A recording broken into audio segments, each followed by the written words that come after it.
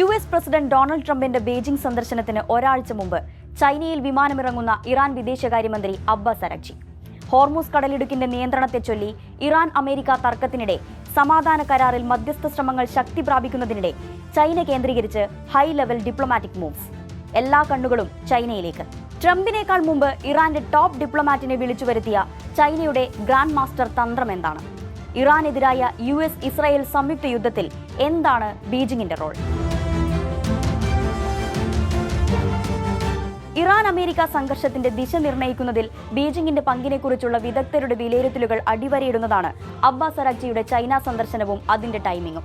Chinese വിദേശകാര്യമന്ത്രി വാങ്ങിയുമായാണ് ബീജിംഗിൽ Abbas Araghchi കൂടിക്കാഴ്ച നടത്തിയത്. ഹോർമൂസിലൂടെ ക്രൂഡ് ഓയിൽ വിതരണം സ്വതന്ത്രമായി നടക്കണമെന്ന നിലപാട് അരാഗ്ചിയെ വാങ്ങി അറിയിച്ചെന്ന റിപ്പോർട്ടുകളും പുറത്തുവന്നിരുന്നു. മെയ് 14-15 തീയതികളിലാണ് ട്രംപിന്റെ ചൈന സന്ദർശനം. ചൈനീസ് പ്രസിഡന്റ് ഷീ ജിൻപിങ്ങുമായി ട്രംപ് കൂടിക്കാഴ്ച നടത്തുമെന്നാണ് വിവരം. ഇറാൻ യുദ്ധം മൂലം നേരത്തെ മാറ്റിവെച്ചിരുന്ന സന്ദർശനമാണ് വീണ്ടും സജീവമായിരിക്കുന്നത്. ട്രംപിന്റെ രണ്ടാം കാലാവധിയിൽ നടക്കുന്ന ആദ്യ ചൈന സന്ദർശനം എന്ന നിലയിലും ഈ കൂടിക്കാഴ്ച ശ്രദ്ധേയമാണ്. വ്യാപാര യുദ്ധം, താരിഫ് തർക്കങ്ങൾ, തായ്വാൻ വിഷയം എന്നിവയെല്ലാം ചർച്ചയാകുമെങ്കിലും ഹോർമൂസും ഇറാനും തന്നെയാകും ഈ കൂടിക്കാഴ്ചയിലെ സുപ്രധാന അജണ്ട. അങ്ങനെയിരിക്കെയാണ് ഇറാൻ വിദേശകാര്യമന്ത്രി കാലേക്കൂട്ടി ചൈനയിലെത്തുന്നത്.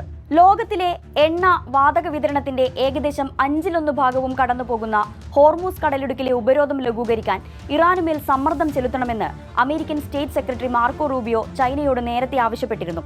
ഇറാനെ സ്വാധീനിക്കാൻ കഴിയുന്ന ഏക വൻ ശക്തിയായി അമേരിക്ക ചൈനയെ കാണുന്നുവെന്നാണ് ഇത് നൽകുന്ന സൂചന. ഹോർമൂസ് കടലിടുക്കിൽ ഇറാൻ ചെയ്യുന്നത് അവരെ ആഗോളതലത്തിൽ ഒറ്റപ്പെടുത്തുകയാണെന്നാണ് മാർക്കോ റൂബിയോയുടെ പ്രസ്താവന. യുദ്ധം വ്യാപകമാകാതിരിക്കാൻ ചൈന ഇറാനെ നിയന്ത്രിക്കണമെന്നാണ് അമേരിക്ക പറഞ്ഞുവെക്കുന്നത്.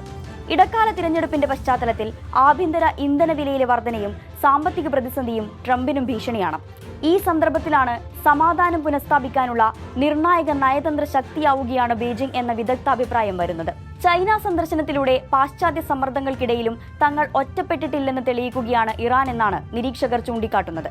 അതേസമയം അമേരിക്കൻ ഹെജിമണിക്കെതിരായ പ്രതിരോധ വലയമായാണ് ചൈന ഇറാനെ ഉപയോഗിക്കുന്നത്.